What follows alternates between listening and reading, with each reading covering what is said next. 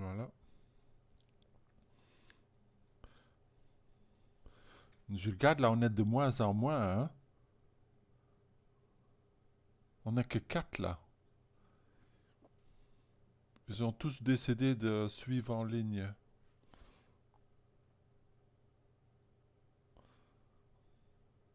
Ok. Bah, on va démarrer. Hein. Déjà 25, 35. Euh,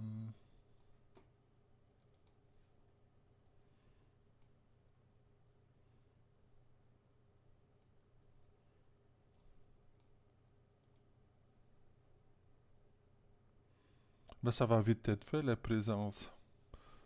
Hop.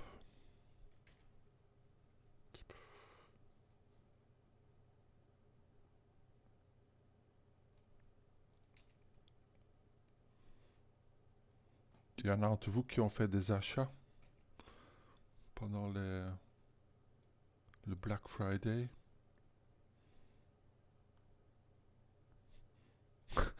Non, moi non plus en fait. J'ai juste acheté un truc pour le boulot.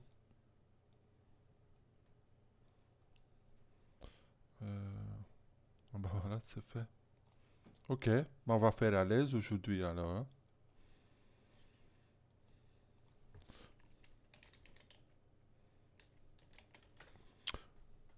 Avant qu'on fait le tout Sketchfab, est-ce qu'il y a des questions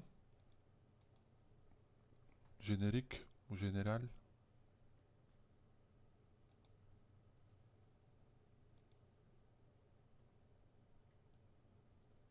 Ok, ben on va regarder ça.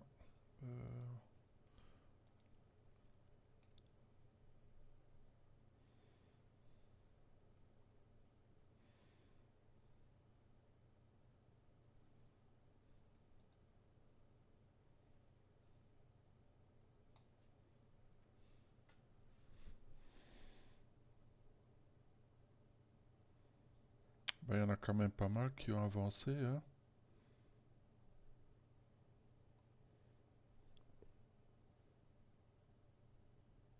Cyril, c'est dans cette classe-ci?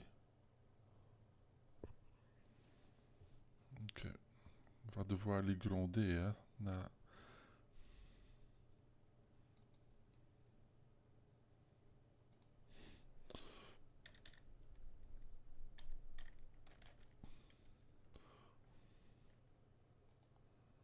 Cyril Frépon.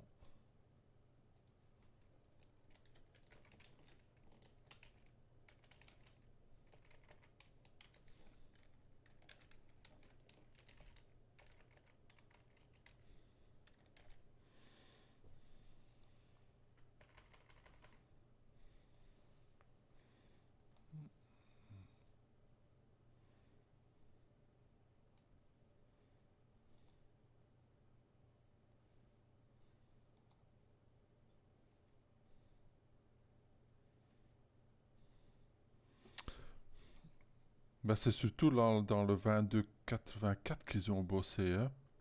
Sauf William.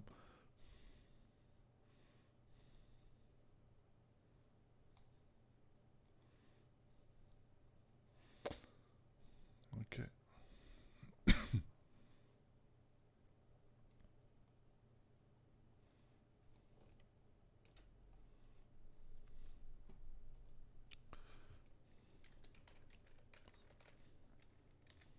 On va mettre une vraie cochée à côté.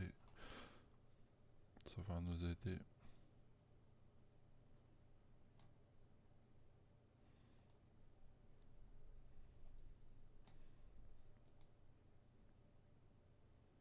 C'est fou comment on peut trouver des bonnes références. Hein. Oh, tu fais un clic en ligne, hop là.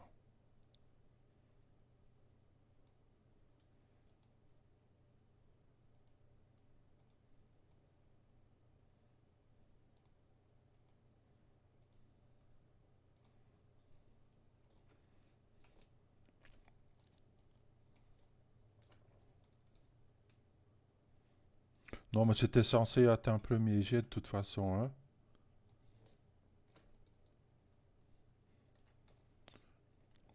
Ben là, les points de référence sont bien visibles.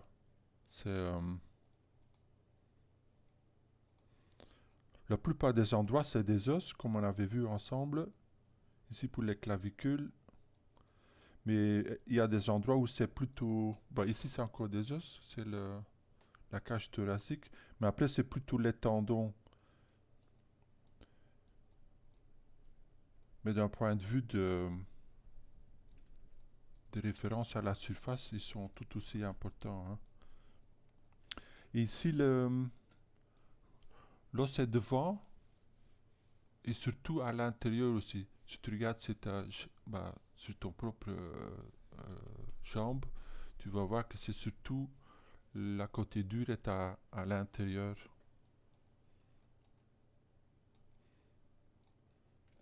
Alors, tout ça c'est bien.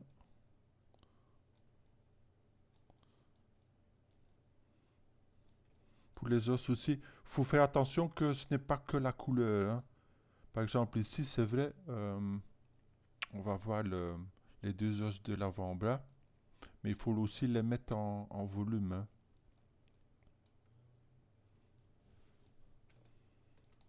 Mhm. Et là, ça commence à fonctionner, hein. Bon, c'est aussi les endroits les plus volumineux, sauf les jambes aussi. Et là qu'on voit la superposition des muscles. Par exemple, si je mets celui à côté, on voit que le muscle de l'épaule, il est mis au-dessus et il y a les muscles pectoraux qui vont s'insérer sur le haut du bras en dessous du muscle de l'épaule. Et c'est vraiment quelque chose qu'on commence à apprécier en 3D. Ici, en image profil de face, avec les quelques vues, ça se comprend aussi. Mais c'est vraiment en tournant autour c'est qu'on apprécie le volume de chaque muscle. Par exemple, là, si on regarde, euh, là aussi, ça se voit bien, hein. Le tendon qui va séparer le biceps du triceps, ça divise presque le bras en deux. Et de profil, c'est un point de référence important. Voilà, elle y est. Et tu as un début de volume aussi. Alors, quand tu travailles, je te suggère que tu fais les deux. Et en ZBrush, c'est facilement fait, hein. Quand as un modèle, bon, je prends toujours le même.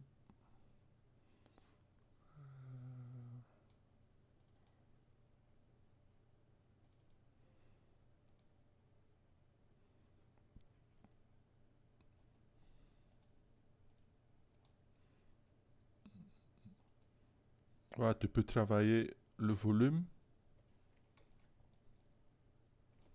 et tu mets Polypaint avec un bouton. Tu peux même le mettre dans votre interface directement. Comme ça, vous y avez tout de suite accès.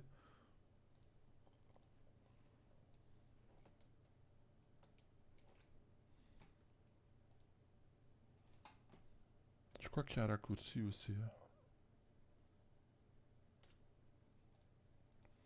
Voilà, comme ça, tu peux switcher entre les deux. Parce que parfois, euh, c'est la couleur qui fait le travail. Et il faut vraiment, comme ici aussi, hein, il faut vraiment aussi que c'est marqué en sculpt, qu'on voit les volumes. Mais bon, comme tu es le premier, tu prends tous les conseils d'un coup. Pas de souci. Ok. Et sinon, t'avais... C'est bizarre que quand tu fais un update, quand tu l'uploads, c'est ça? Oui. Ben, c'est bizarre que ça se met pas en haut après un update.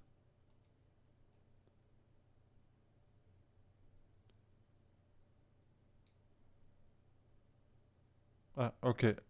Je vois. Oui, c'est un bug, on dirait.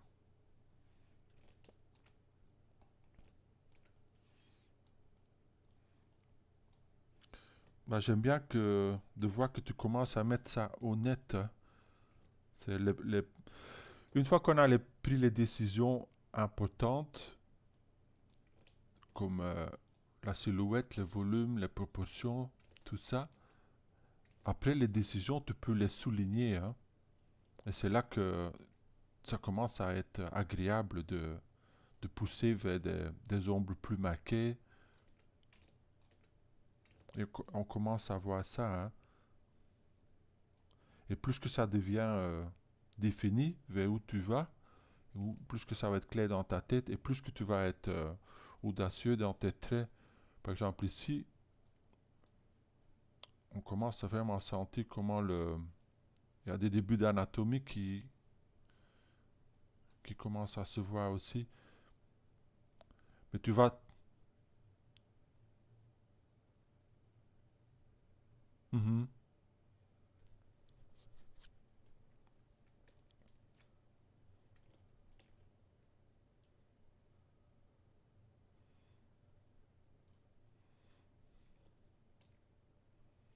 Et tu vas sentir ce que tu apprends dans l'exercice décoché, ça va être applicable tout de suite ici aussi, hein, dans ton projet personnel. C'est pas exactement comme l'anatomie humaine, mais c'est quand même fort proche, hein, c'est les mêmes principes. Et par exemple ici, comment ça va se superposer, parce que tu vas savoir que, ok, en fait, ce muscle-là, il va aller de devant, s'insérer sur sur le même os que chez un humain, et tu vas plus de confiance où mettre les ombres ou ombres slash traits. Par exemple, ici, ça manque. Mais à un moment ou l'autre, je propose qu'on va le télécharger et que je fais quelques suggestions en temps réel, quoi, plutôt que juste visuel. Euh, et les petits détails, hein, ça va changer beaucoup. Par exemple, cet os-là qui va se plier et qui va toucher le bas, ça va vraiment donner du poids, hein, à ton perso. Et même pour le pas de derrière, mettre un patte qui est en train de monter dessus ou qui est un peu plus plié, ça va vraiment rajouter de la vie.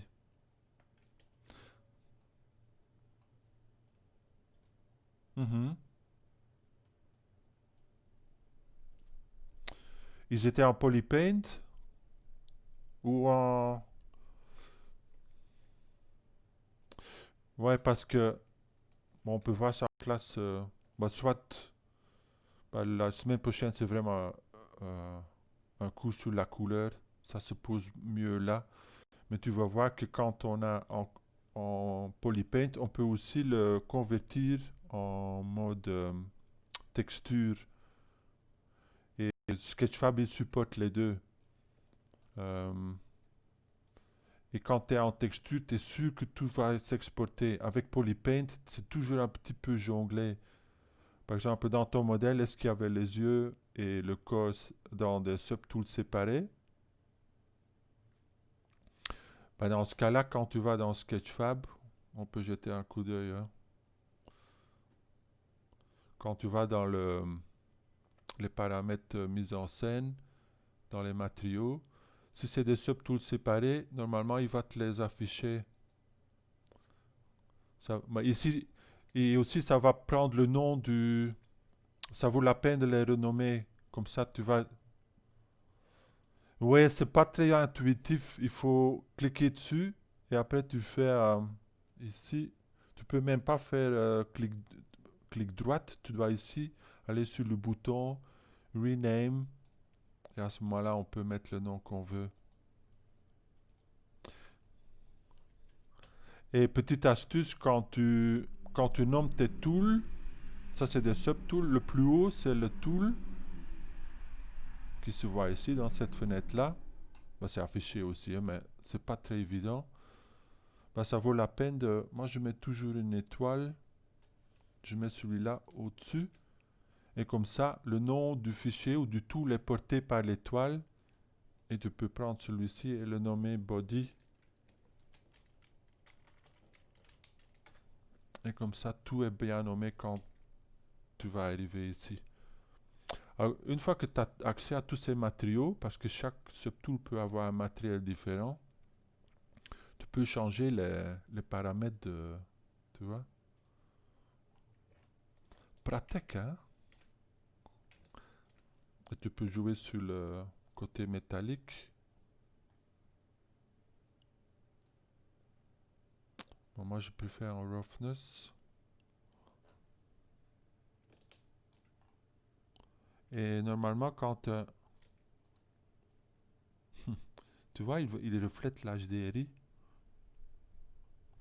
C'est assez poussé, hein, euh, bah, c'est un moteur de rendu temps réel, mais ils viennent de rajouter du subsurf scattering. Tu peux faire du normal map, même du displacement temps réel. C'est vraiment pas mal. Si tu veux pousser, par exemple, si tu es intéressé dans les jeux vidéo, euh, si tu maîtrises tout ce mise en scène temps réel, si tu le fais ici ou dans Unity ou Unreal, c'est le même boulot, hein. Alors, c'est quelque chose à approfondir si le temps réel t'intéresse. Bon, je vais pas sauver, je te le laisse faire. Ok, bah, ça avance bien. Et chaque fois que tu mets, ça prend de plus en plus de définition. Ok.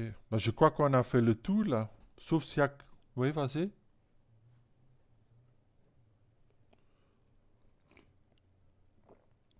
Ah, bah, Sculptris, c'est le plus facile. Sinon, des booléennes.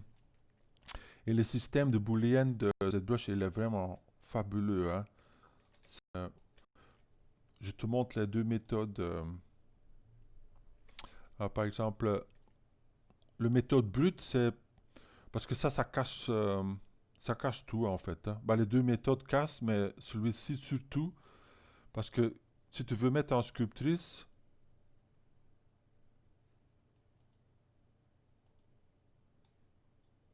et dès que je veux le... Voilà, il dit, ah bah non, t'as des niveaux, je peux pas. C'est très embêtant. Ça veut dire que maintenant, il faut enlever les niveaux.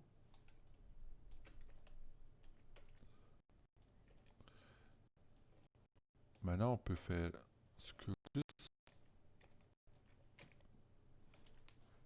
Et on va prendre quelque chose qui creuse bien.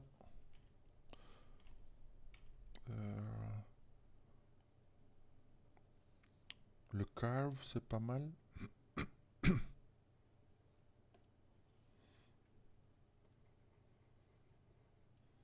Oh, il y a un énorme... Les images dessus. On va enlever ça. Enlever la couleur.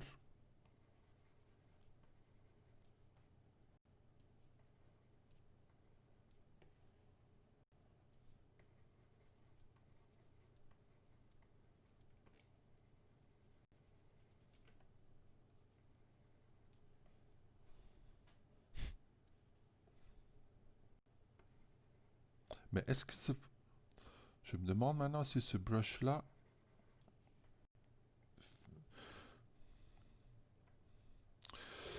Bah, tout dépend s'il... Oui, oui, il fait quand même du... Parce que là, on voit que la topologie change, hein. Ça veut dire que c'est quand même Sculptris.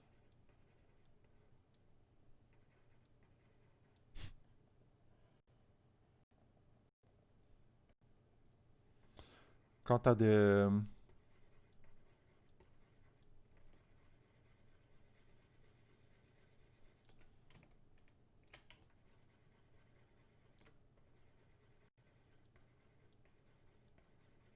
bah, quand c'est massif, ça marche moins bien, hein.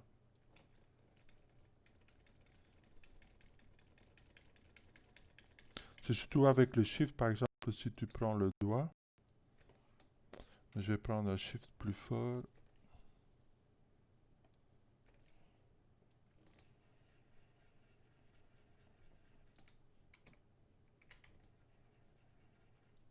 Oui.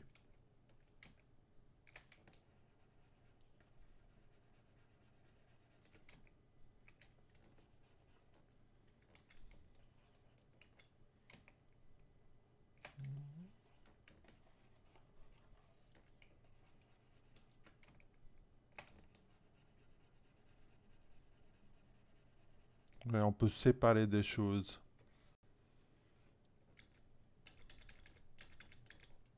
Si tu veux carrément faire un trou, là il faut utiliser les booléennes. Et pour ça, il faut mettre, par exemple, on va prendre un cylindre.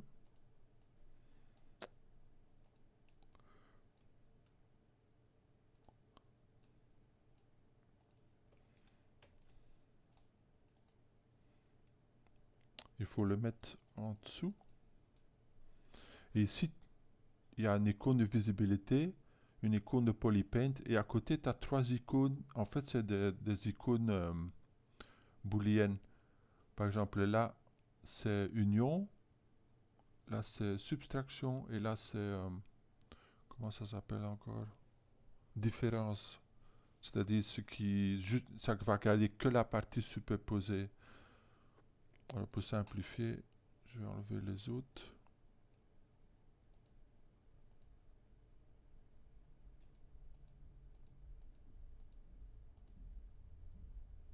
Voilà, maintenant on a les deux.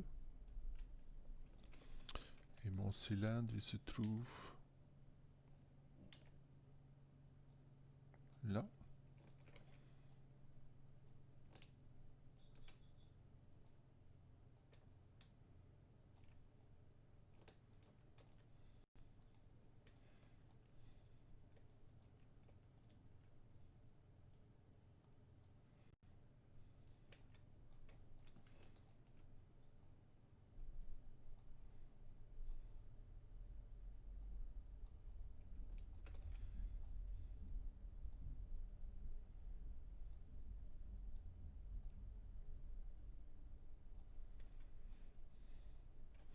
Voilà.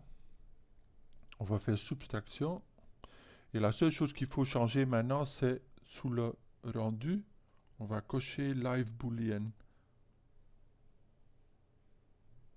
Ouais, c'est ça. Et maintenant, si on va sur le... Tu vois? Et en, et en fait, c'est un effet temps réel. C'est vraiment génial. Tu peux le bouger. Hop. C'est incroyable. Et par exemple, là, on voit les facettes, mais même ça, je peux changer en temps réel. Je fais géométrie. On va d'abord faire crease polygroup. Et maintenant, si je fais une subdivision dynamique, ça devient lisse. Je rajoute un de plus. Et là, et c'est temps réel, là. Tu ne dois pas attendre. En fait, c'est un effet rendu. Il ne fait pas le vrai booléen jusqu'à ce que tu lui demandes de le faire. Voilà. Ça, je te dis pas. Non, non, non, non, tu peux rigoler. Boolean, tu fais make boolean. Est-ce ça? Oui, c'est ça. Là, il fait make boolean mesh.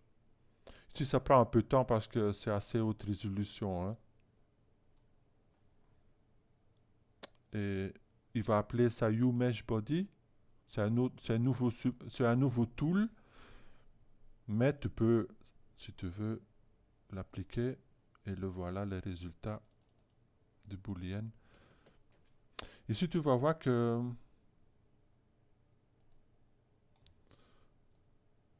le boolean, il est quand même facetté.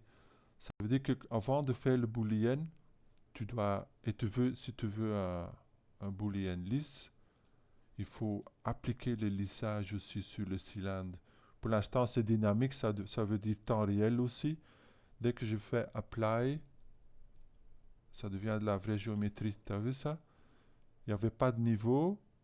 Et dès que je fais appliquer, ça devient des vrais niveaux de géométrie. C'est un peu comme dans Maya, avec les previews. Mais c'est comme ça qu'on fait un boolean. Et tu peux, c'est pas limité à un, hein. Tu peux par exemple faire un deuxième. compliqué. Tu bouges celui-là autre part. Il faut le mettre en subtractive. Tu vois, tu fais toutes tes booléennes et quand tu en es content, à ce moment-là, tu fais euh, le bouton Make Boolean Mesh. Et un autre caveat, c'est que une fois que tu as fait ton boolean, tu vas voir que tes niveaux ont disparu. C'est normal. La topologie a changé. Mais avec la méthode qu'on a vue la semaine dernière, quand tu veux, tu peux toujours récupérer tes niveaux avec la méthode de projection, si tu t'en rappelles. Ouais. Comme ça, tu peux toujours retourner à une méthode de niveau.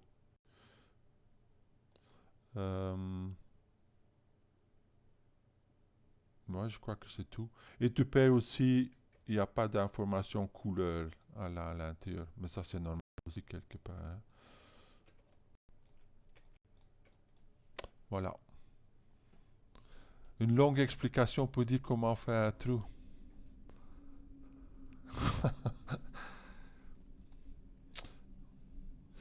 S'il y a d'autres questions, et est-ce que j'ai loupé quelqu'un? Quelqu'un qui a mis du travail Et je ne peux que répéter ce que j'ai dit il y a un cours ou il y a deux cours. C'est pas parce que vous n'avez pas fini du travail ou qu'il y a des tâches qui traînent qu'il ne faut pas assister au cours. Ça n'aggrave que les choses en fait, hein. On tombe de plus en plus en arrière et on est découragé. Ma suggestion, c'est que même si c'est pas fini, assiste au cours, essaye de faire l'exercice qu'on est en train de faire et le rattrapage, ça peut toujours se faire jusqu'au mi-janvier presque. Alors tu rates quelques points parce que tu l'as pas rendu à temps, disons, entre guillemets. Mais ouais, faut pas que ça devienne la raison de ne pas assister au cours. C'est la pire décision, celle-là, hein. Ok, ceci dit.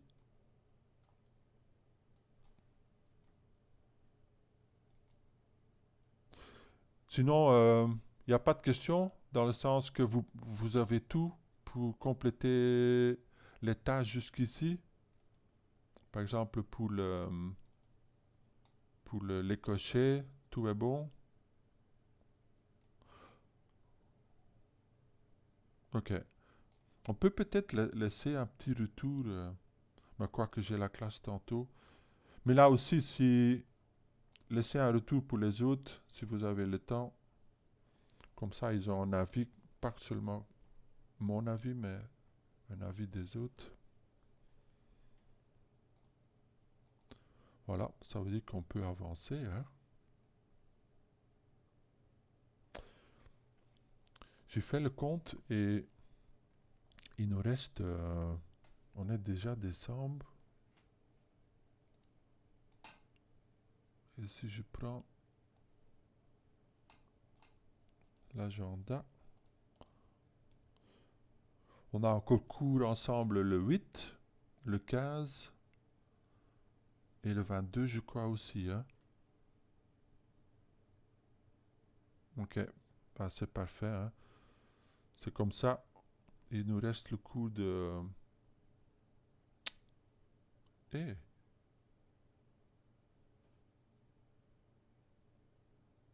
il manque le 7. Ah non, non, ok. Voilà, il reste 3 cours. Aujourd'hui, on va voir la ligne d'action. Et comme ça, il nous restera un cours. Et là, vous pouvez choisir le sujet. Et c'est le sujet qui a la majorité. Parce que je crois qu'au début, du coup, quelqu'un avait demandé de faire les brushes de tissu qui ont été rajoutés dans le 2020. Ça pourrait, ça pourrait être un cours. Mais entre-temps, on va faire la ligne d'action. Normalement, je sépare ça en deux cours. Un pour le corps et un pour le visage.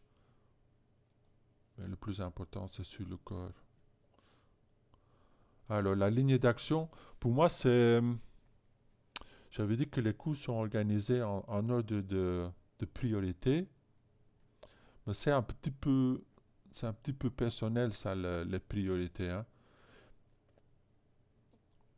Par exemple, pour moi, la ligne d'action, elle est très importante. Je le mettrais presque en premier. Pas avant la silhouette, mais j'hésiterais entre forme géométrique et ligne d'action, en fait. Mais ça, c'est parce que pour moi, euh, j'ai eu une formation traditionnelle d'animateur il y a longtemps. Et pour moi, la pause, elle est super importante parce que pour moi, c'est la meilleure façon de raconter une histoire ou de créer le contexte pour le personnage. Alors, c'est quoi la ligne d'action? Ben, j'ai quelques images ici qui illustrent ça. Par exemple, là, c'est un exemple très clair comment on peut simplifier euh, une pause juste avec une ligne dans ce cas-ci. Parfois, une ligne d'action est un peu plus complexe, mais si on le réduit vraiment à l'essentiel, ça va créer une ligne, un seule ligne. Et cette ligne va aller, en général, à partir de l'endroit où le poids est posé par terre, ou autre part, mais là où il y a le centre d'appui, et de là, elle va parcourir le corps et surtout suivre la colonne, mais elle va continuer dans la tête et parfois plus loin. Par exemple, si on regarde cet exemple-là, on va voir qu'elle commence dans le pied, où il y a le plus de poids.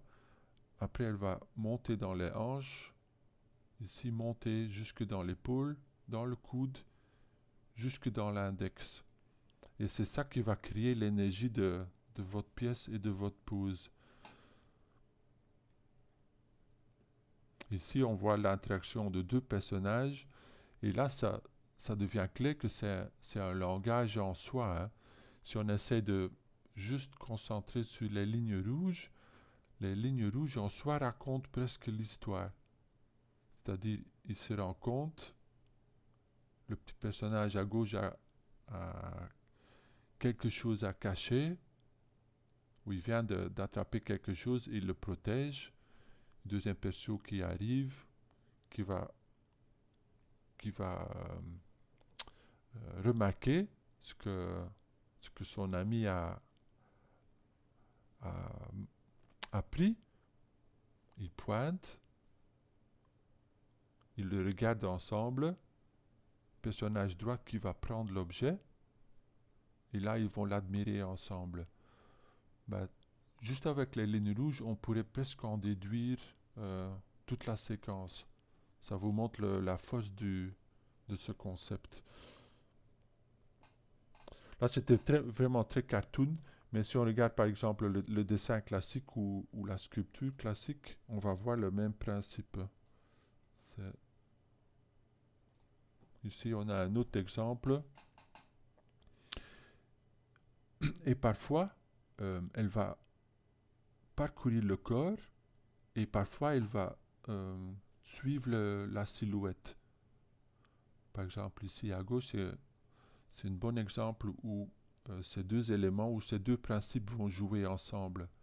C'est-à-dire un parti structurel où on sent que la ligne rouge montre que le personnage s'appuie sur le pied droit, dans ce cas-ci.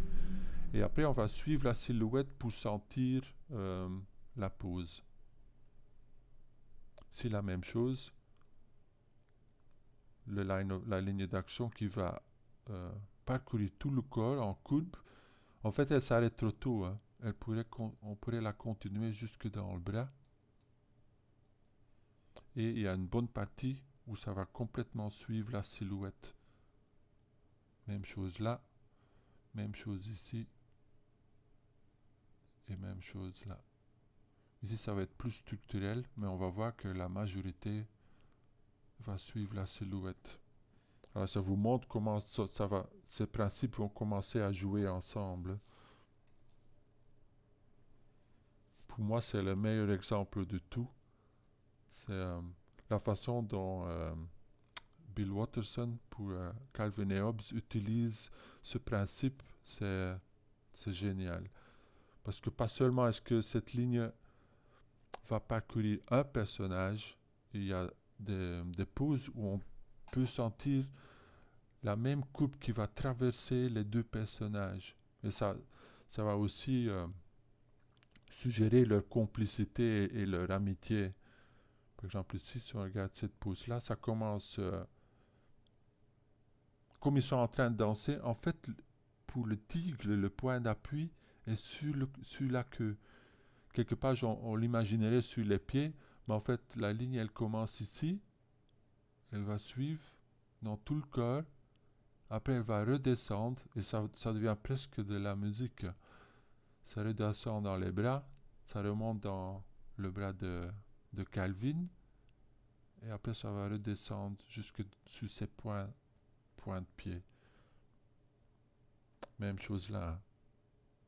Et c'est dans toute sa complexité, parce que c'est quand même une illustration riche, on sent cette bonne base, quoi, qui est, qui est complètement portée par la ligne d'action. Et parfois, ils sont complètement en harmonie, mais parfois, il y a un contraste aussi. Oh. Par exemple, ici, il y a plus combat, ou un effet miroir, où c'est euh, la même courbe, mais en version miroir sur l'axe X. Mais en général, c'est des poses qui sont assez complémentaires, comme ils sont en train de danser ensemble. Mais quand c'est en combat, par exemple, on peut utiliser ces courbes pour suggérer une énergie qui est plus une énergie de confrontation. La dessin classique. Et on voit que c'est... Ici, c'est un peu les deux. Pour ceux qui ont fait du modèle vivant, ben, c'est un peu les mêmes acquis. C'est-à-dire, on va avoir des exercices où on te demande de faire un croquis, parfois en 30 secondes, parfois en 2 minutes, parfois en 10 minutes. Et selon la durée qu'on a, on peut se concentrer sur certains éléments, une combinaison d'éléments. Par exemple, si on a 10 secondes, on a juste le temps de mettre quelques traits. Et ça, en général, ça va être les traits de ligne d'action. Quand on a un peu plus de temps, on va aussi mettre des éléments de volume qu'on voit ici.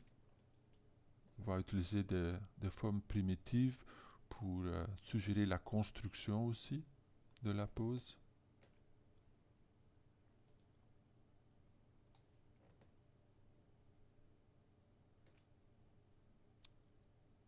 Super bon exemple aussi.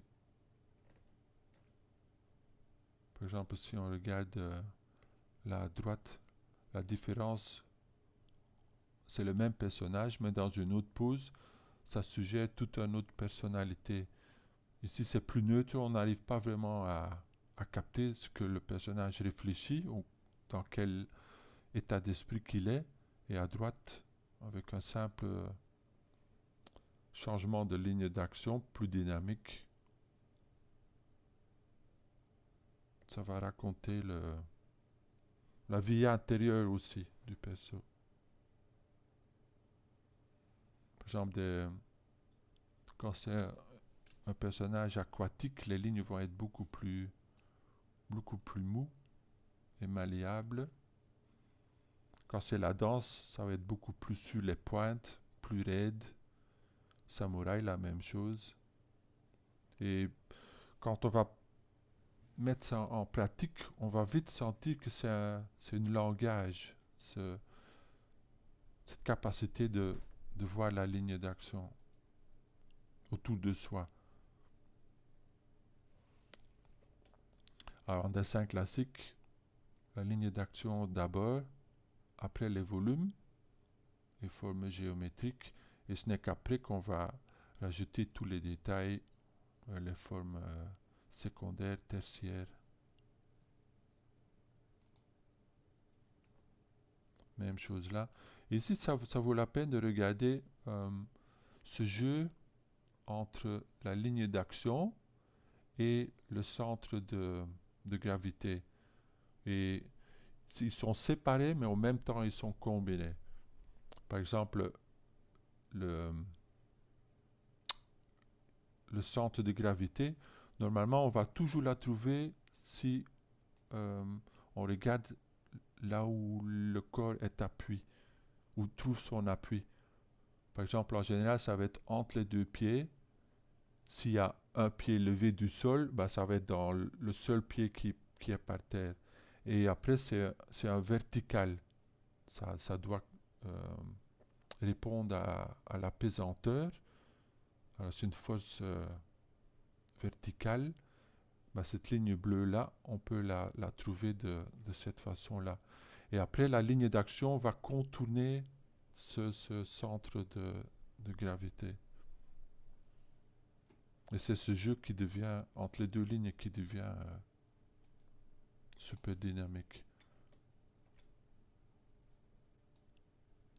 Là, c'est plus dans le monde d'animation. On va voir comment cette ligne va évoluer pendant une action. Bon, c'est important, mais pour notre coup, c'est surtout essayer de capter l'essentiel d'une action. Alors, quelque part, on va choisir dans ces lignes d'action lequel correspond le mieux et qui va exprimer le plus l'activité qu'il est en train de faire. Alors, ça peut être le début, ça peut être la fin, ça peut être au milieu aussi quelque part. C'est un petit peu un choix personnel. Par exemple, si on regarde les dessins en dessous, c'est moi je devais choisir un dessin 2D pour en faire une maquette 3D. Je choisirais pas la dernière parce que là elle est trop statique quelque part. Je prendrais probablement un de ces deux-là. Peut-être là où il est le plus haut, c'est peut-être la plus jolie. Le plus extrême, parfois c'est les extrêmes du mouvement qui racontent la meilleure histoire. Mais c'est subjectif, hein, cette partie-là. Là, un exemple en 2D où ça a été poussé jusqu'au rendu final. Et tout est bien soigné ici, hein, mais tous les détails et toute la richesse graphique, elle est faite sur des bonnes bases. Et la ligne d'action en fait une grande partie. Bon, pas confondre la ligne bleue ici, ça c'est juste un croquis. Rien à voir avec le centre de gravité.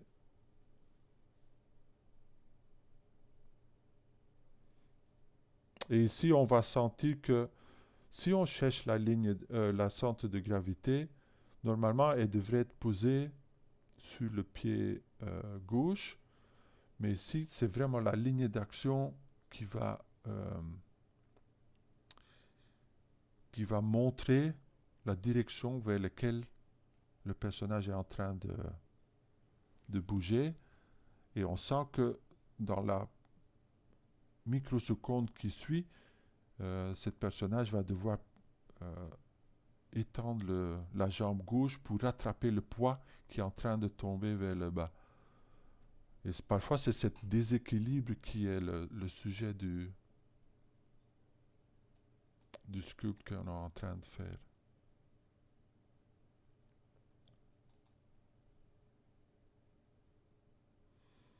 Et comme on a le model sheet qu'on a vu la semaine dernière,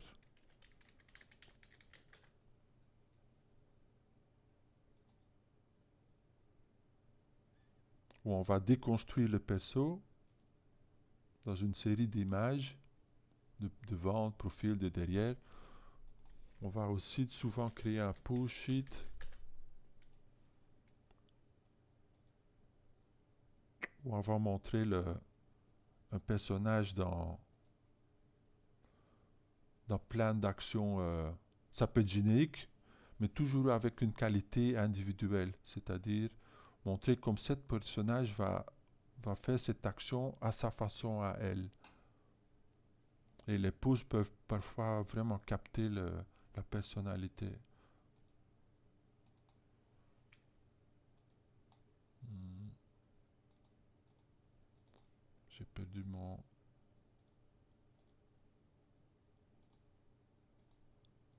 point de départ. C'était pas ça.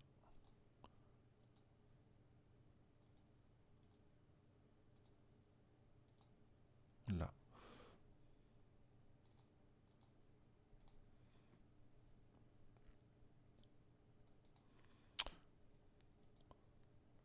Là, on a fait le tour côté info. J'ai aussi mis quelques bons exemples. Ce qu'on a vu jusqu'à maintenant, c'est des exemples très extrêmes, hein. Mais une fois qu'on maîtrise les extrêmes sont plus faciles à faire parce que on peut aller dans l'excès. Une fois qu'on maîtrise ça, on peut faire ce jeu de plus en plus subtil. Par exemple, ici, c'est dans les micro-gestes presque qu'on va, qu'on va découvrir la partie individuelle de ce personnage. Par exemple, l'élégance, le côté coquette, un petit peu timide ou jouer timide, ben ça se trahit ou ça se traduit surtout dans les gestes, dans le corps qui est ouvert à moitié, les petits gestes de doigts, l'inclinaison de la tête, l'expression du visage aussi, que normalement j'ai un cours à part là-dessus. On va voir s'il reste du temps, assez de temps.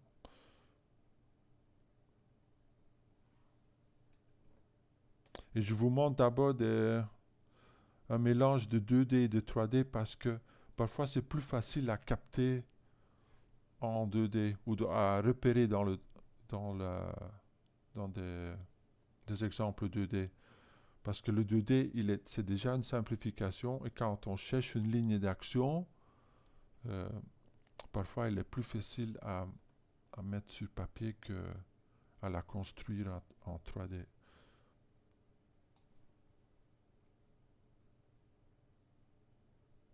Par exemple, ici, les poses sujet que c'est un perso hors du commun. On dirait presque qu'elle flotte, qu'elle passe la majorité de son temps dans l'air.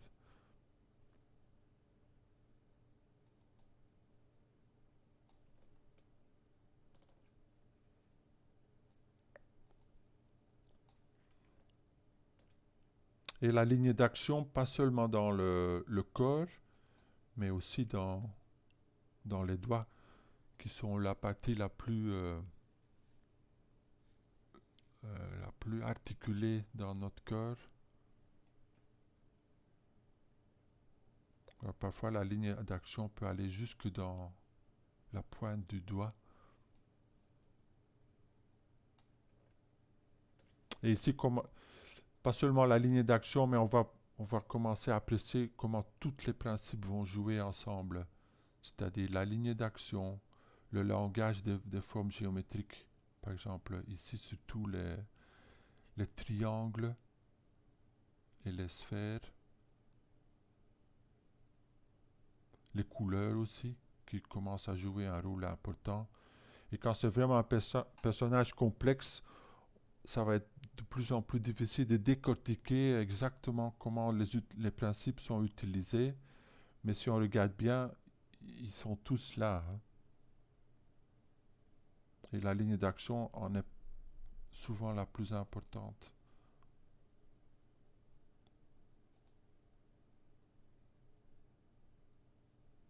Là, c'est beaucoup plus linéaire, moins de rendu, mais quand même très présent.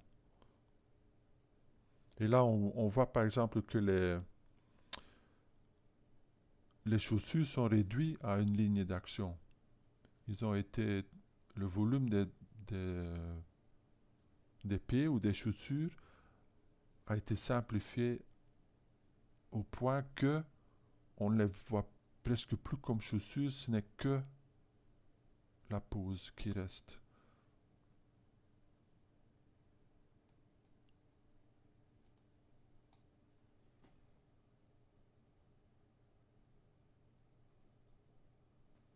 Voilà, ça c'est les exemples.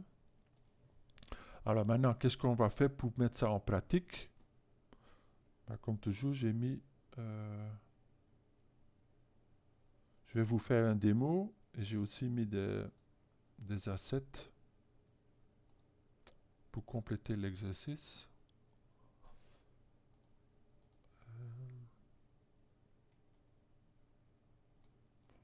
Alors pour le démo, la tâche, elle consiste de créer une série de poses qui dévoilent qui est votre personnage et comment il s'exprime.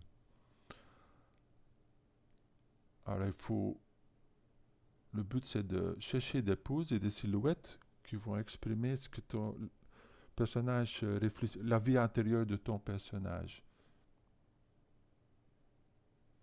Alors le choix de méthode c'est libre, ça peut être des sphères, un mannequin ou un base rig. Vous pouvez... les assets que je vous donne, c'est des proportions génériques. Tout est le corps générique. Mais après, avant de mettre les poses, vous êtes libre de changer les proportions pour en faire un personnage à part entière ou individuel ou unique plutôt. Après, vous pouvez utiliser tous les brushes pour sculpter. Et après, c'est un jeu de créer des poses, dupliquer votre personnage jusqu'à ce que vous en avez entre 5 et 10. 5 minimum, 10 maximum. Et j'aimerais bien que vous les mettez en line-up. Et après, vous pouvez en choisir un pour le pousser plus loin. Alors, je vais montrer ça en pratique, de quoi ça en a l'air.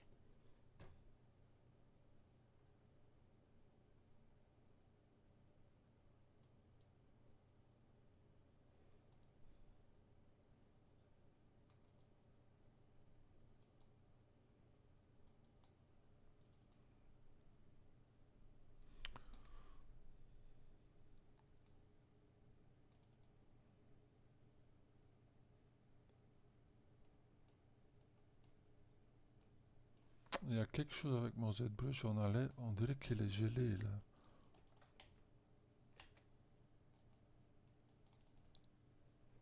Peut-être qu'il y a une fenêtre ouverte quelque part. Bon, pour faire simple,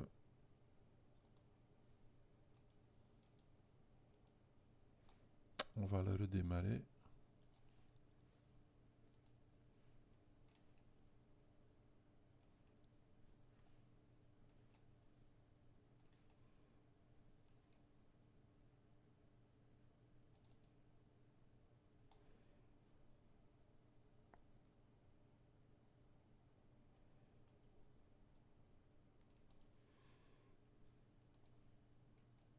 Ok, je le bouge sur la tablette.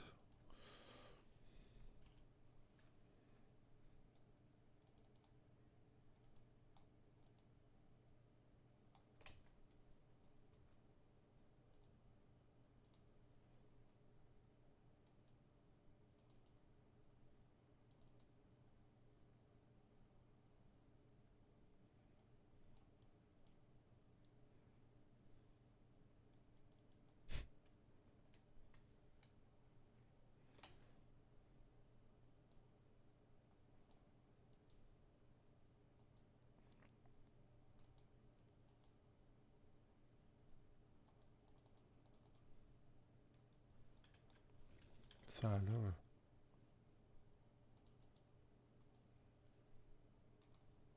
Ça pourrait être le 2021, mais je crois pas, hein. Si on le lance en double-cliquant.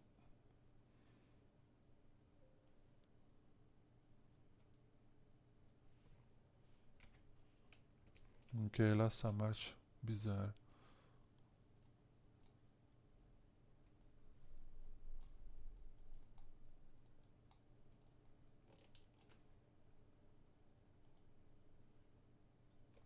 Je vais mettre la configuration standard. Alors moi, pour l'exemple, j'ai utilisé un mannequin. Je crois que j'ai montré ça la semaine dernière à un des deux groupes. Euh, les, man- les mannequins, on peut trouver dans Projet. Alors cette fenêtre-là, vous pouvez accéder avec virgule, Projet, mannequin. Et là, vous avez le choix. Il y a plusieurs mannequins humains aussi.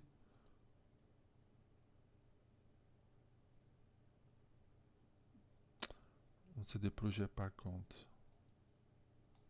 Ça va enlever mon... Moi, je vous montre quand même.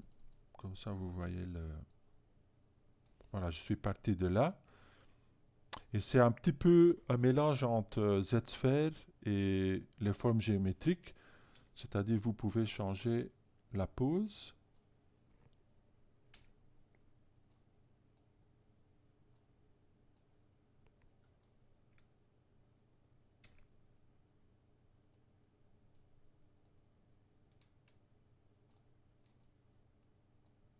Mais vous pouvez aussi changer l'échelle.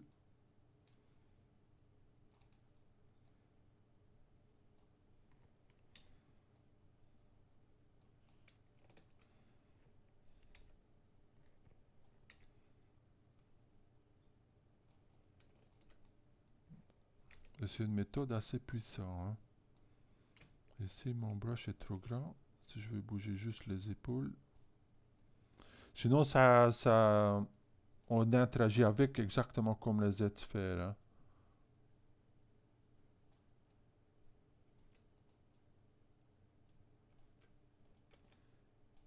Alors si maintenant on retourne, j'espère que ça va s'ouvrir.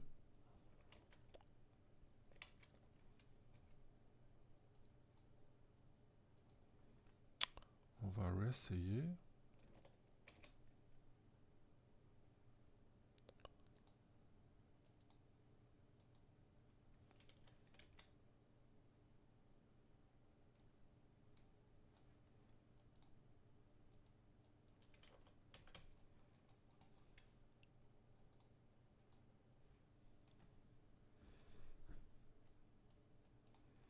Ouais, on dirait que le bug c'est quand j'essaye d'ouvrir un fichier et je passe vers une autre fenêtre, bah cette fenêtre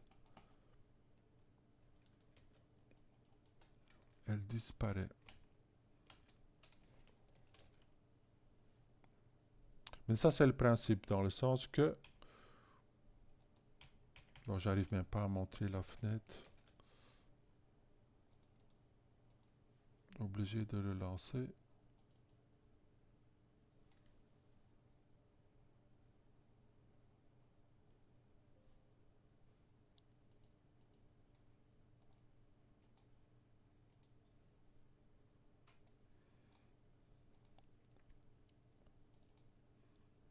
Tool load.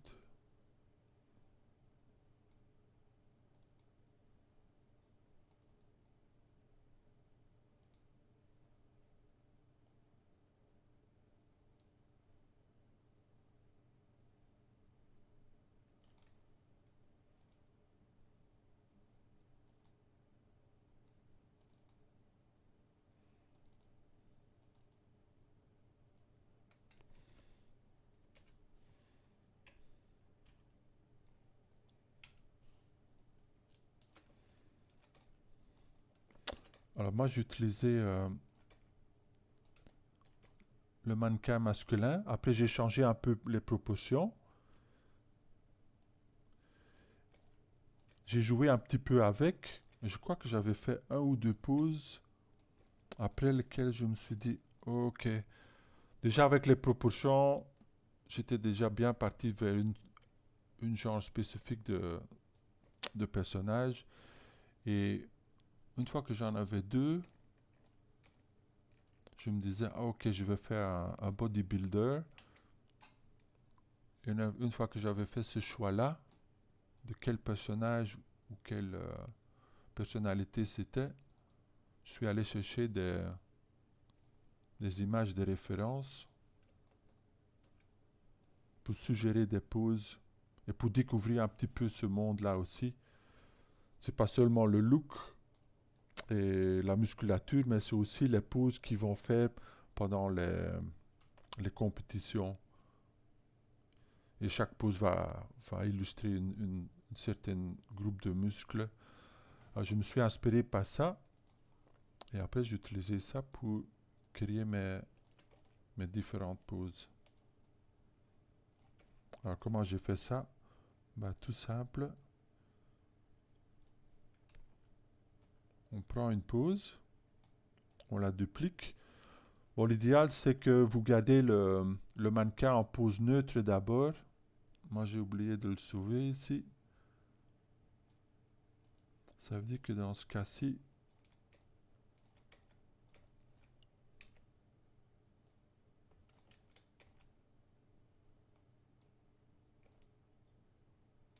je suis obligé de le mettre en neutre d'abord.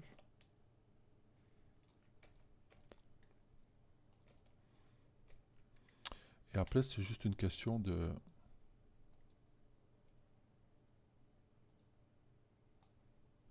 choisir une pose ou d'inventer une pose ou faire une combinaison.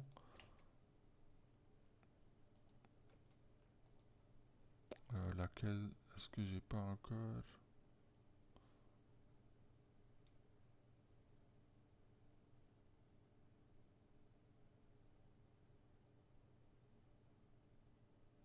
On peut faire celle-là. Ici.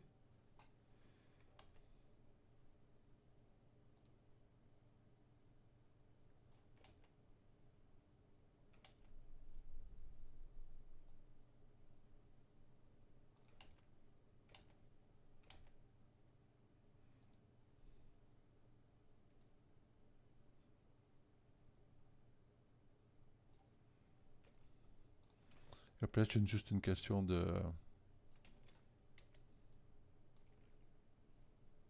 mettre en pause. Ici, c'est facile comme c'est un mannequin. Comme ça, vous pouvez vous concentrer juste sur la pose et pas passer trop de temps à faire les masques, mettre les pivots et tout ça.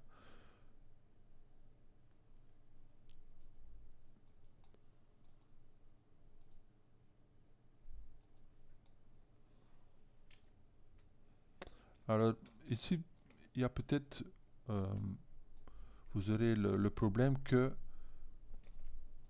par exemple là, si je décoche ça, vous voyez, j'ai le symétrie qui est mis, mais il n'y a pas l'autre bras qui bouge avec. Alors, vérifiez bien que vous avez coché symétrie locale, et ça va obliger le pivot de se recentrer sur euh, le pivot de l'objet et pas le pivot global.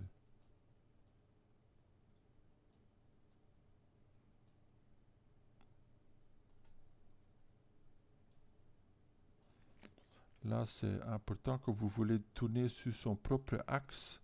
Il faut sélectionner le sphère plutôt que l'os. Et à ce moment-là, vous pouvez le pivoter sur l'axe de l'os.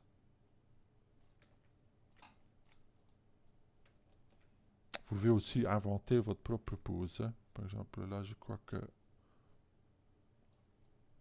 je vais le faire agenouiller.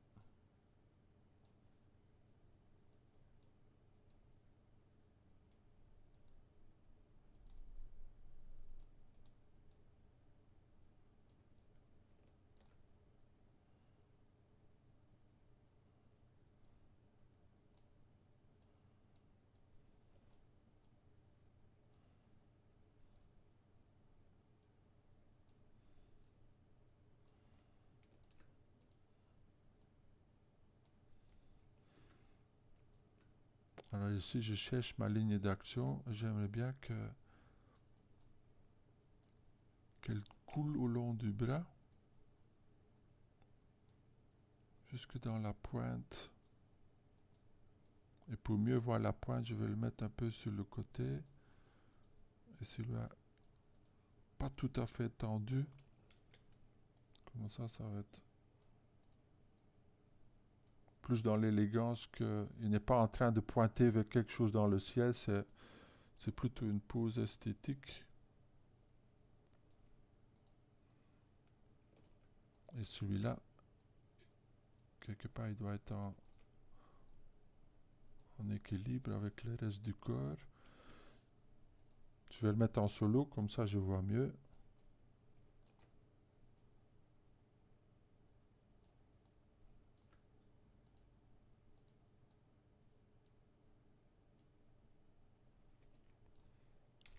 Et là, vous pouvez utiliser tout. Hein. On peut faire move, rotationner, scale.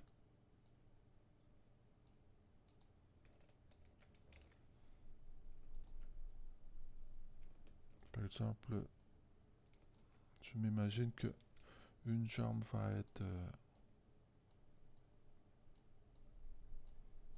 Et parfois, on découvre la personnalité du personnage en le faisant. Hein.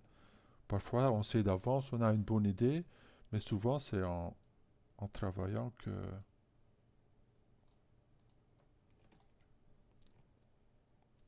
ça va devenir clair. Et peut-être tourner un petit peu en arrière. À ce moment-là.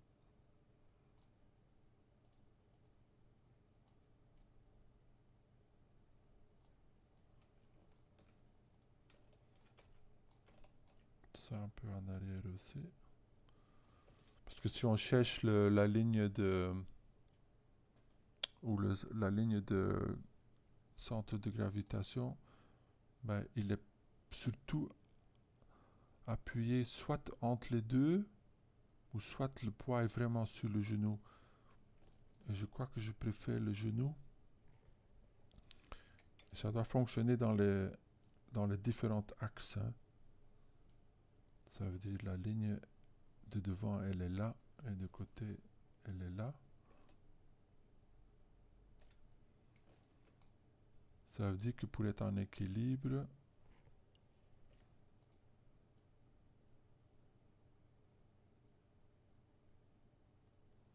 voilà, là, le corps peut être plus penché à gauche.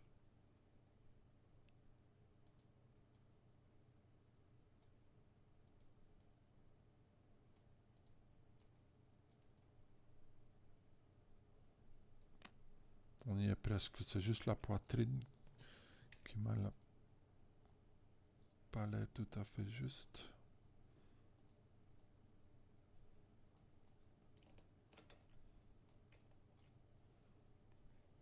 Et là, l'épaule est trop haute.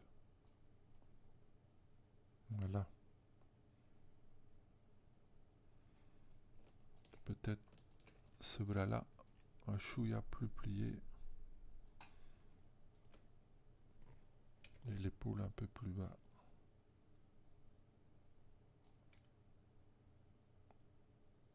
Ça marche.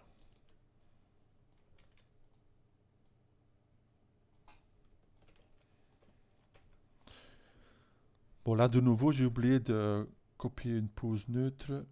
Ça veut dire que si je veux faire un autre, il faut que je duplique un des autres. Peut-être celui-là.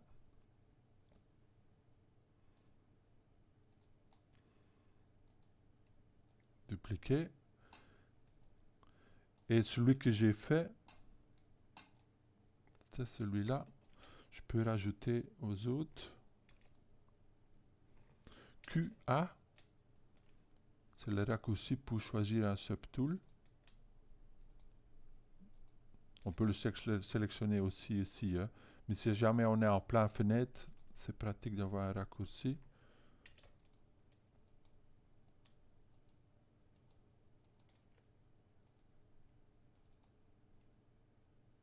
Alors celui-là, je vais mettre...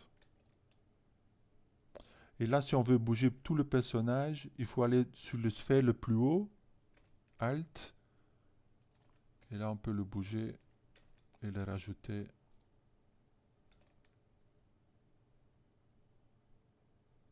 Voilà, j'avais dit 5 minimum, 10 maximum. 3, 4, 5, 6, 7, 8. J'en ai 8 déjà. Alors c'est largement suffisant. Et on voit avec la collection de différentes poses, on sait exactement dire quel genre de personnage c'est.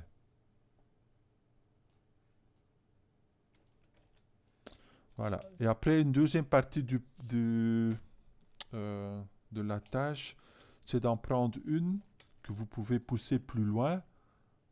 Alors, l'ampleur de cette deuxième partie, ça c'est vraiment vous, jusqu'où vous voulez pousser.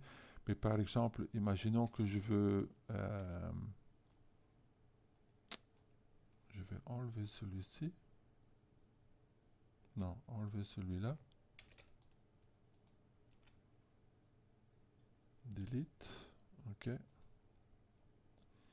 Et je vais, imaginons, j'ai choisi celui-ci.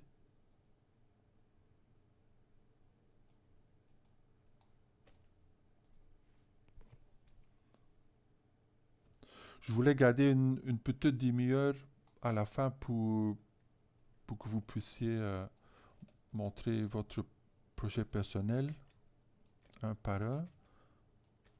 J'essaie de clôturer pour 10 heures. Alors la deuxième partie, j'ai choisi celui-ci. Je vais le dupliquer. Je le bouge. W, A. Oups.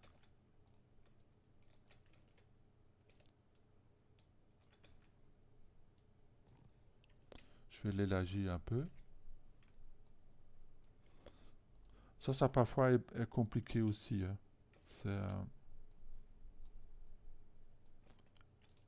Je ne sais même pas si ça marche en fait.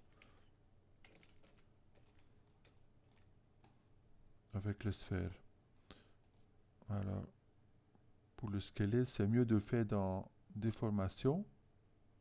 Et ici, en dessous, on a size.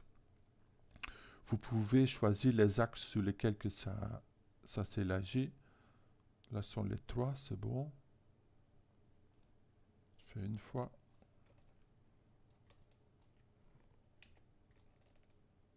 Voilà. Et maintenant, pour sculpter, c'est exactement comme les Z-sphères, c'est-à-dire il faut en faire un adaptive skin. On peut voir le preview.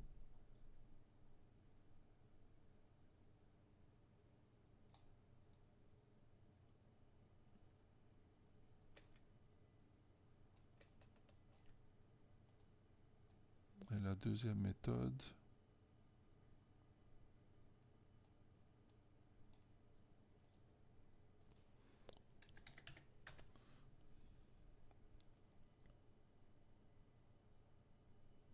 Alors ici, la méthode, c'est selon laquelle que vous préférez. Normalement, moi, je mets toujours à 0. Comme ça, j'ai une version très basse pour commencer.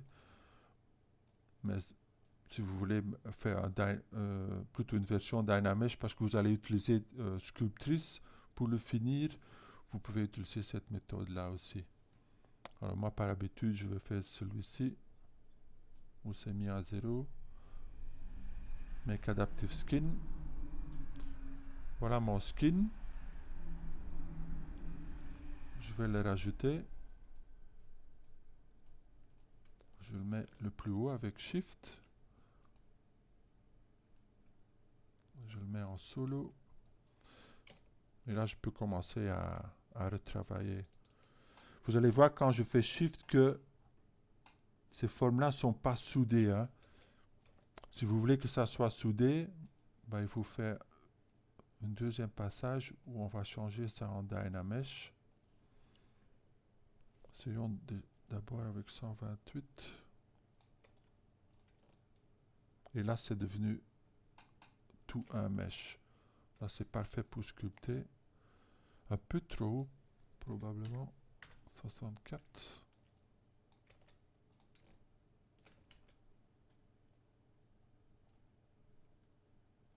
Dynamesh, ça dépend vraiment selon la taille de votre perso. Hein.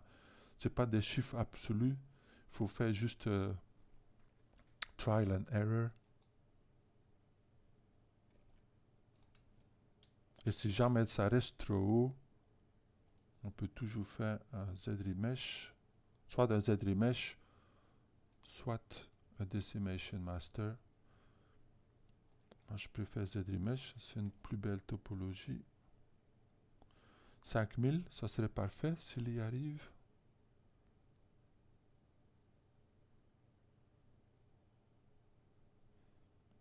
Et je dirais, une fois que vous avez votre pose, le reste, vous connaissez déjà. C'est juste sculpter avec les brushes que vous connaissez, les différentes méthodes.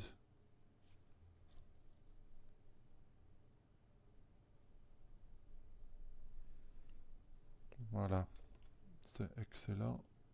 Comme ça, je peux rajouter un niveau si j'ai envie.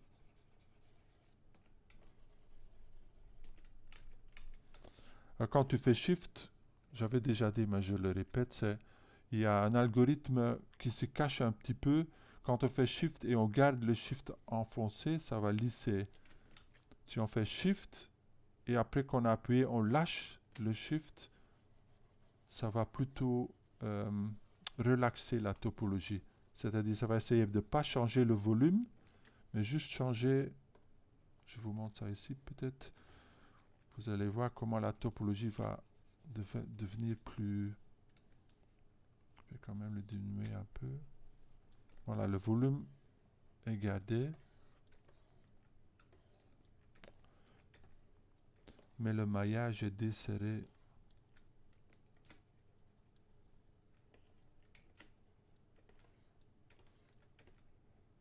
Et si vous l'avez fait avec ma méthode à moi, c'est-à-dire avec l'Adaptive Skin en mode 0, il y a une chance qu'il y a une topologie symétrique. On va vite voir ça. Non, pas de chance. Parfois ça fonctionne, parfois pas. Ça veut dire qu'ici, je serai obligé de sculpter gauche et droite séparément.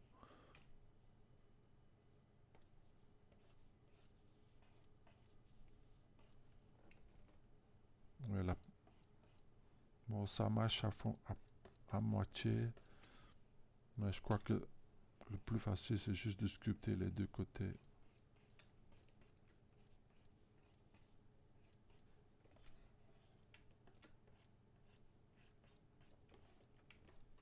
Et vous pouvez rajouter un accessoire aussi, hein, si vous voulez. Des haltères. Bon, pas obligé de faire un bodybuilder. Mais si vous faites un autre personnage, pensez-y s'il y a peut-être un accessoire que vous pouvez rajouter.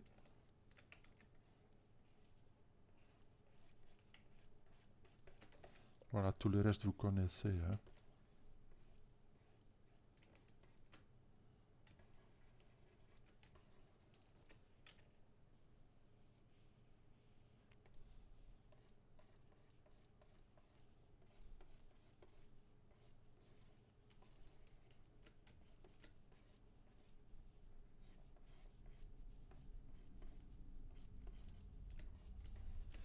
Voilà, est-ce qu'il y a des questions? Ah, j'ai entendu quelqu'un? Ok. Non, mais il y avait quelqu'un d'autre. C'est peut-être dans mon imagination. Tout est clair pour tout le monde alors? Assez pour faire la tâche? Ok, tant mieux. Ah oui, peut-être faire un petit tour sur le fichier d'assets que j'ai mis. Si je Si on regarde ça ensemble, dans les assets, j'ai mis un mannequin féminin et masculin. Ça correspond exactement au fichier ici. Hein. Mais si jamais vous n'avez pas ça dans votre installation, c'est vraiment celui-ci et celui-là, ou proportion 8 têtes, féminin et masculin. Mais ils se retrouvent aussi en ligne dans le dossier Asset. Et j'ai aussi mis des rigs pour ceux qui préfèrent utiliser un rig plutôt qu'un mannequin. Par exemple, si j'ouvre celui-ci,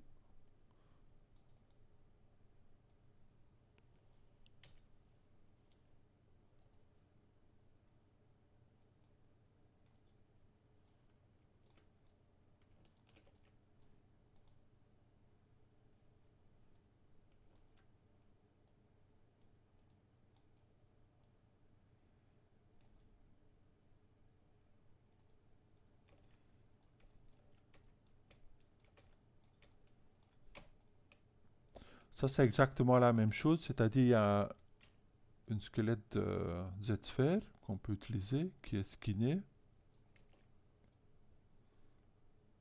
Sauf ici c'est plus un skin classique, c'est pas comme le mannequin où c'est plutôt des formes géométriques qui ont été parentées aux os. Ici c'est carrément skinné. Alors si vous préférez cette méthode, utiliser cette méthode-là, vous pouvez le faire. Alors ici c'est un rig sans les doigts. Et si vous prenez l'autre, le complet, vous allez voir que là il y a les doigts rajoutés aussi. N'oubliez pas aussi de faire un bind mesh. Hein. Quand vous venez de charger le fichier, il n'est pas encore attaché. Il suffit de faire bind. Là c'est skinné. Et autre chose, je vois que... Et là aussi, une fois qu'il est en pause, si vous dites voilà, j'ai la pause, maintenant je veux sculpter. C'est la même démarche. Vous faites un adaptive skin.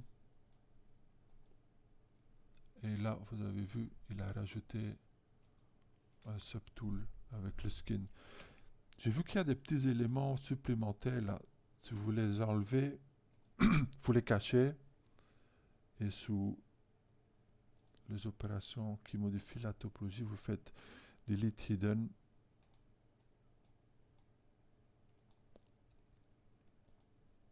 Voilà. Là, c'est la même méthode. C'est-à-dire smooth, shift. Je lâche le shift. Et il adoucit la topologie.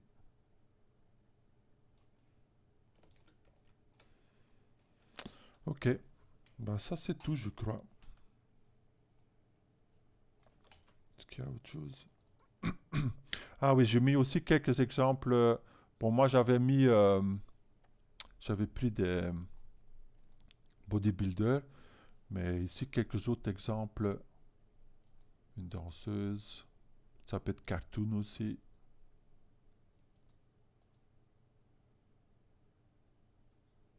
Là, un bodybuilder plus cartoon. Un boxeur. Quelqu'un qui fait de la plonge. L'escrime. Alors, si vous cherchez PostSheet, vous allez trouver en ligne pas mal de choix. Hein. Si vous n'avez pas d'idée où commencer, ça peut être une bonne façon de démarrer. Zombie, ça peut être bien aussi. Voilà, là c'est vraiment tout. Et s'il n'y a pas de questions, je propose que il nous reste une demi-heure. Est-ce qu'il y a quelqu'un qui veut montrer son ou introduire son projet personnel?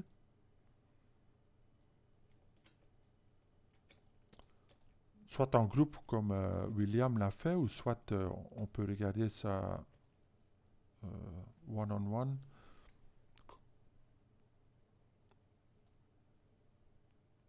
Mhm. Ouais,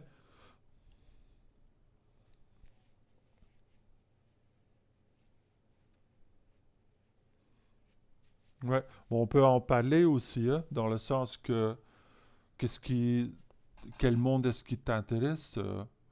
Par exemple, le jeu vidéo, le manga ou bande dessinée classique.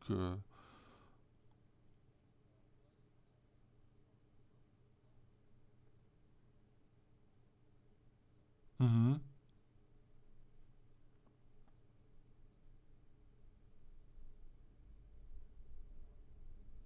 Ouais,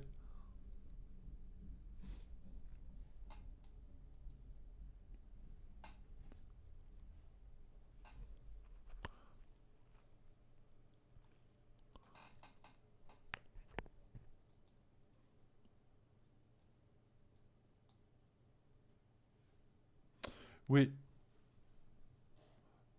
oui, comme inspiration, c'est très bien. Par contre, comme point de départ, c'est mieux de, si c'est basé sur un design qui n'est pas la tienne, c'est mieux d'aller vers le 2D parce que ça laisse une certaine liberté et ça te force aussi de faire l'interprétation vers la 3D. Si tu utilises quelque chose qui est déjà en 3D, bah à ce moment, ça va pencher trop vers copier. Mais même copier ça, c'est utile, hein. Mais pour cet exercice particulier, comme c'est plus un projet personnel, j'essayerai d'éviter cette méthode-là.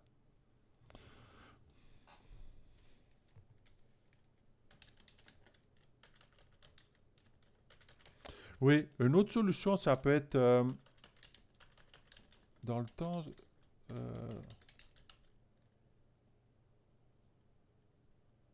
dans la carte de design, je crois que c'est référence.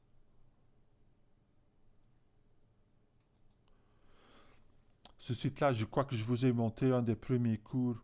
Et ce qui est chouette là-dedans, c'est que chaque mois, il donne un défi ou un sujet, disons. Par exemple, euh, un mois, ils ont fait le monde aztèque. Pas un steak à manger, hein, un steak Amérique du Sud. Et là, on peut voir ce que les gens ont fait sur ce thème-là. Et même dans un thème, ça peut être très varié, hein. Ici, c'est beaucoup plus géré sur le 2D, ce qui est parfois une bonne idée aussi.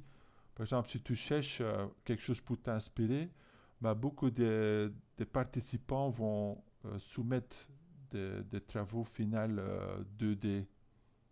Alors, ça peut être une bonne ressource pour soit trouver une image spécifique qui t'inspire, ou aussi peut-être, ça peut être le sujet, où tu dis, ah oui, ce sujet, ça me plaît. Par exemple, si on regarde d'autres sujets de moi,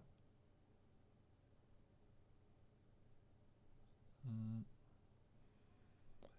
Animal Skate, parfois ça semble un peu abstrait, hein, mais un pack de skate pour les animaux, le monde des fées, Yuka et Kami, qui sont des styles japonais de personnages. Et je crois qu'ils ont une archive avec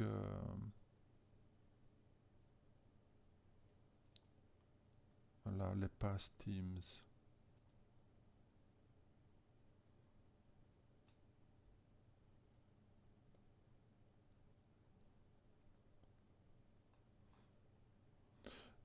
Et à la limite, si tu dis, ah non, même là, je trouve pas, bah à ce moment-là, je t'impose un thème. Ouais, pour t'aider. Ok. Voilà, mais ça peut être un bon point de départ. Ouais, parce que parfois, ça peut être un mot, un sujet qui fait le déclic, hein, où tu dis,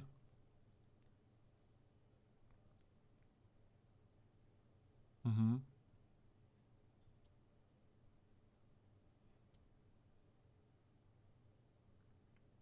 Ouais, pas.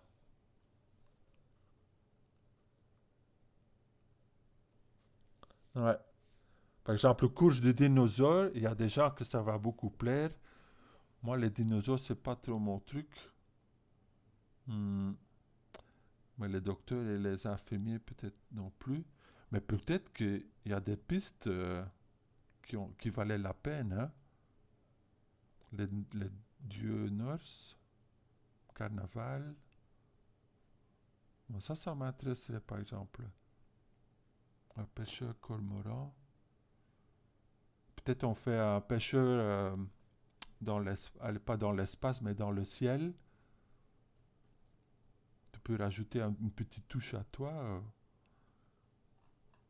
Voilà, parfait. Alors pour les deux autres, Philippe et Timothy.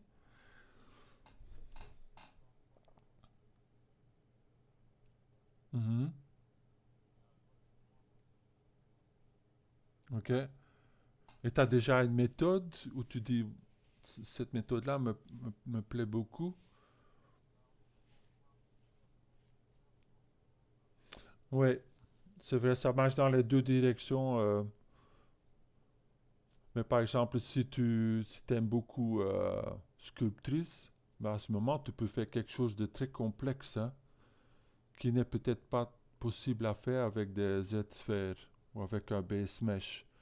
Si c'est une créature qui n'est pas humain, là aussi, je dirais pas base mesh, plutôt Z-sphère ou sculptrice. euh, Forme géométrique peut-être. Alors réfléchis aussi à ce que tu conçois comme tes points forts pour faire ton choix, quoi. Ok. Mhm.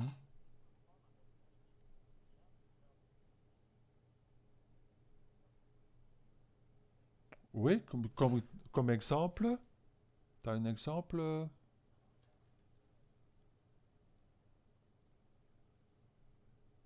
Oui. Par exemple, et ça, souvent, des bonnes idées, c'est une combinaison de deux idées existantes, hein. Par exemple, tu prends Iron Man et Wolverine et tu dis, ah, je vais les combiner, moi. Bah, à ce moment-là, ça peut donner des pistes qui sont tout à fait originales, mais basées sur quelque chose qui existe. Et tu peux mélanger jusqu'à trois, hein. J'irai pas plus loin que trois, entre deux et trois trucs qui existent, et tu dis, bah voilà, je vais combiner ça. Souvent, ça fonctionne bien. Ok. Ben, profitez-en parce que comme il n'y a que trois cours qui restent, si vous voulez un retour, bon, il y a encore le temps, hein, mais si vous voulez par exemple un retour sur le premier jet, faut pas attendre trop longtemps non plus. Ok. Et bah, il reste Philippe.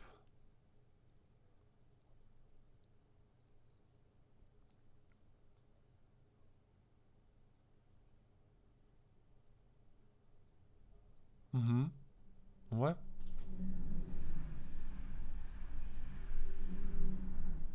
Oui.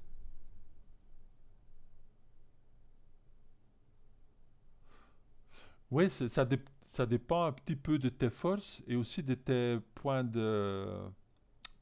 centres d'intérêt. Par exemple, si tu dis, oui, je veux vraiment travailler la couleur, bah, à ce moment-là, je dirais peut-être euh, un personnage d'horreur, ça va moins donner occasion à pousser tes compétences couleur. Mais si tu dis, par exemple, la couleur, c'est pas tellement important pour moi, je veux surtout travailler les textures et les détails et euh, les surfaces. Par exemple, si c'est un zombie où tu veux montrer la chair qui commence à décomposer avec un œil qui pend et le cerveau au soleil, bah à ce moment-là, c'est vraiment un défi plutôt modélisation et sculpture. Alors, essaie d'ancrer ça sur ce qui t'intéresse et peut-être sur des compétences qui sont déjà plus poussées.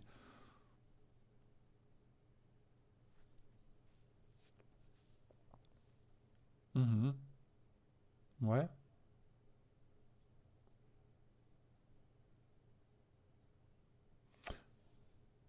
ouais. Et ça c'est le travail des matériaux et les surfaces. Ça, on va voir comme dernier cours. Alors, c'est un peu tard, mais c'est peut-être ce coup-là qui va te donner des idées, hein. Oui, mais essaie quand même déjà de trouver quelques références que tu dis, c'est dans cette direction-là. Peut-être pas encore l'image où tu dis, où il y a un déclic, mais où tu as déjà, euh, où il y a déjà une certaine direction vers où tu vas. Et là-dedans, le choix entre créature et personnage est important. Parce que quand tu vas aller vers créature, ça peut être plus... là, c'est presque illimité, hein. Quand c'est personnage, on est plus vers le humain. Une créature qui va marcher sur les deux pattes. Et si on est vraiment créature, là, ça peut être volant, ça peut nager, ça peut faire les amphibiens, ça peut être n'importe quoi.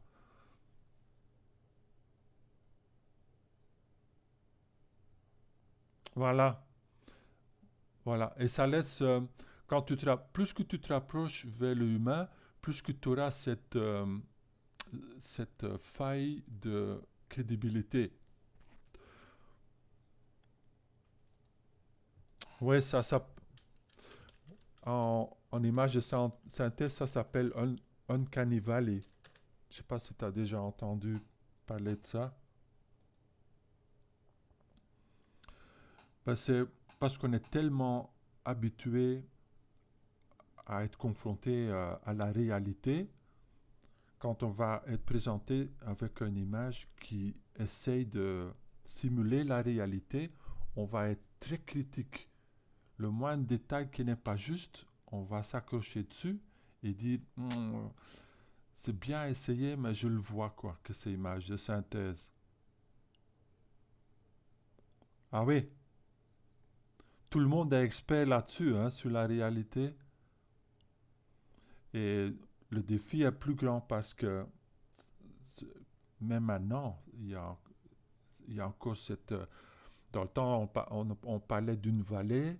Elle est peut-être moins profonde maintenant, mais il y a quand même encore un décalage, hein. Et plus que tu vas vers les créatures, plus que tu es libre. Mhm. Bon, le perso doit quand même être en équilibre. La musculature doit coller à, à ce qu'il fait comme action. Tout ça, ça reste, hein, mais tu as quand même une liberté supplémentaire.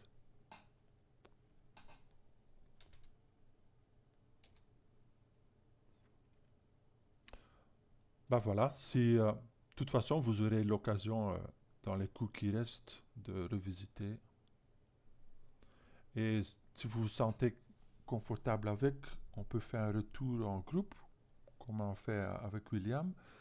Mais si tu dis non, je préfère pas encore le montrer, surtout au début, ça c'est tout à fait possible aussi.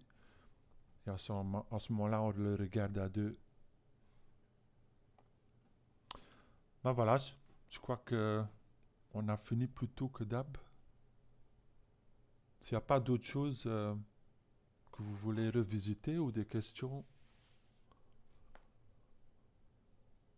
ok, bah, je vous laisse travailler alors. Et on se revoit le mardi prochain. Ok, bah à tantôt alors. Au revoir.